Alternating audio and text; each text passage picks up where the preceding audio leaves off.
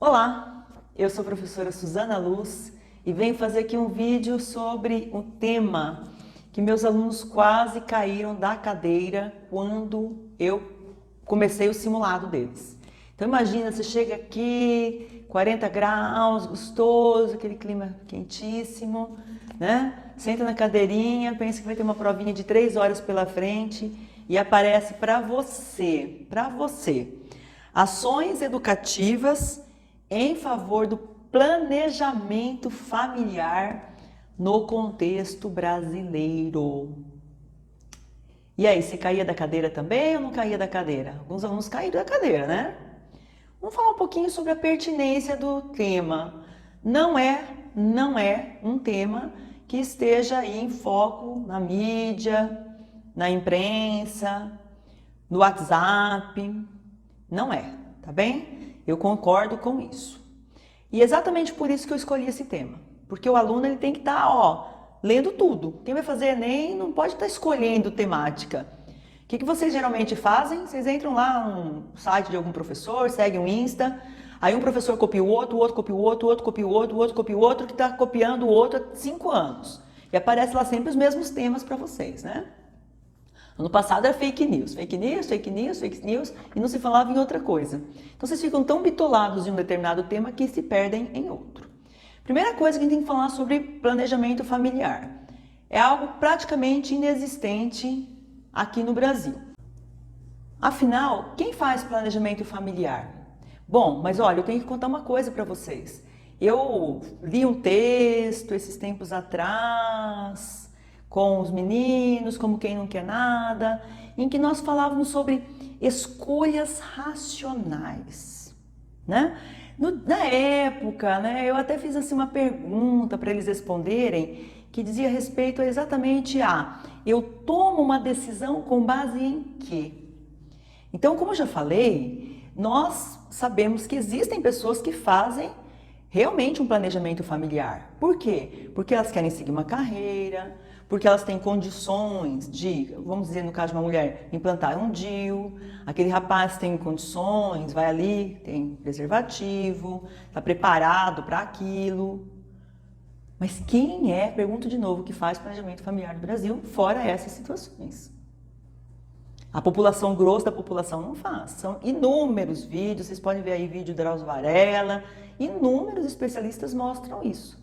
Geralmente a pessoa constitui um lar, não porque ela planejou, olha, nós vamos namorar, noivar, durante esse período a gente vai comprar uma casinha, nós vamos pagar a prestação, e quando a gente sentir que está maduro no relacionamento, a gente casa e vai ter filhos. Geralmente não é assim que se dá a formação familiar aqui no Brasil, né? Geralmente acontece o quê? Ah, a menina engravidou, vamos morar juntos. Pronto, né? E às vezes vão morar junto não é nem na própria casa, é na casa dos pais. Pronto. Tá bem? Então, quem é que pratica o planejamento familiar? Mas o tema não é exatamente esse. O tema é quais ações, tá aqui, ó, educativas são feitas em favor do planejamento familiar. Essa é a pergunta que nós devemos nos fazer. Quem é que poderia, quem é que pode agir em favor do planejamento familiar? Quem pode agir são os agentes de saúde. Quem pode agir é uma secretaria de saúde que faz um programa, que pede para que seus agentes passem de bairro em bairro, como acontece já hoje em outras situações, com cartilhas, com esclarecimento. Esse é o órgão que pode interagir com a população no sentido de educar a favor do planejamento familiar. Aí, de novo, vem o papel da escola, que nós comentamos no tema 7 da nossa apostila. A escola também pode promover o planejamento familiar quando ensina os métodos contraceptivos, mostra que a relação sexual desencadeia na produção de uma criancinha, né?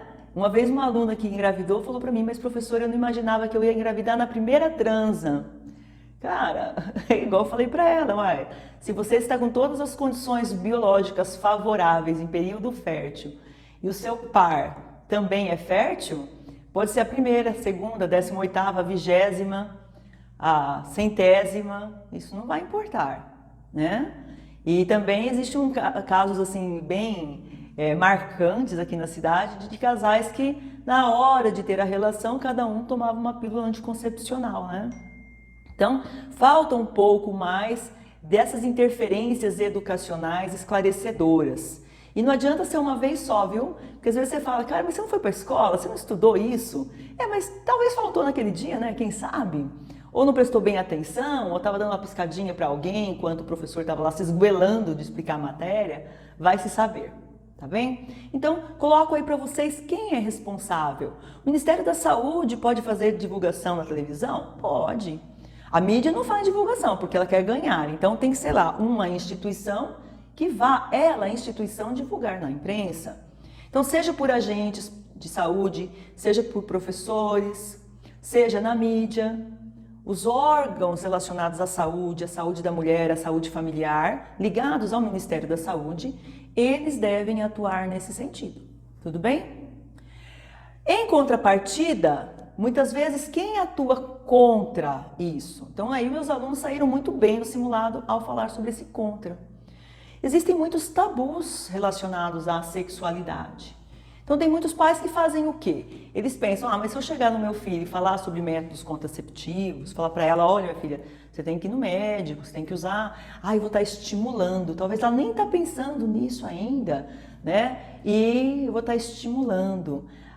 Pessoal, olha, talvez a pessoa não está pensando aqui, mas lá embaixo a coisa já está pensando faz hora, não é verdade? Então, existem muitos tabus, em que a família muitas vezes se cala frente a essa necessidade, a esse ímpeto, né? E aí temos muitos casos de jovens grávidas. Aliás, alguns alunos confundiram esse tema com gravidez na adolescência, tá? Não tem relação não, tá? Uma coisa, outra coisa, outra coisa. Tá bem? Tem relação assim, que uma coisa é consequência da outra. Mas falar só sobre gravidez na adolescência é fuga do tema. Não se falava. O texto está falando sobre planejamento familiar. Qual outra situação, além do tabu em relação à sexualidade, também foi empecilho? Algumas religiões, né, que colocam ali o sexo como um pecado, então ninguém fala sobre isso, ninguém trata. E aí o que acontece? A criança, aquele adolescente, aquele jovem que está ali revestido de tabus, mas está com a sua sexualidade à flor da pele, já tem seu namoradinho, sua namoradinha, né? Praticam às vezes aquele ato, contraem uma doença, né? Ou engravidam. Então, são algumas situações dentro da nossa própria sociedade que impedem que a mínima educação que é dada pelas escolas, que é dada pelo Ministério da Saúde, possa surtir efeito. Vamos pensar também naquelas jovens que moram em cidades distantes. Elas não têm condições, por exemplo, de fazer um pré-natal, ou não têm condições de ter acesso a uma pílula anticoncepcional, já tem às vezes uma carga familiar forte, né, cheia de tabus que colocam ali aquela prática como um pecado, ainda há ameaça de vou mandar você para fora de casa, né? Então, esses são os elementos contrários, antagônicos a uma cultura de planejamento familiar, em que a gente possa abrir a voz, abrir a boca, falar aquilo que tem vontade, aquilo que sente e poder realmente traçar junto à família, junto às pessoas mais próximas, uma estratégia para si próprio, tá bem? O que envolve o planejamento familiar? Não envolve apenas ter ou não ter filhos, mas envolve, no casal, os dois vão trabalhar? Vale a pena os dois trabalharem? Vale a pena. Nós vamos morar de aluguel? Quanto nós vamos gastar? Né? Será que vamos poder comprar uma casa própria? Quando? Quais são as metas? Quais são os objetivos dessa família?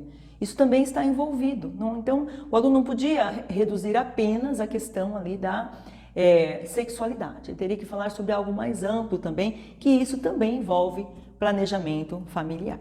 Bem, e você? Se você fosse fazer essa redação, você teria surtado ou você teria recursos argumentativos, propostas interventivas interessantes para esse tema? Eu acho que você se sairia bem. Está acompanhando o canal, né? Você pode deixar seu like aí, pode também fazer seus comentários. Nós estamos sempre abertos para as suas opiniões.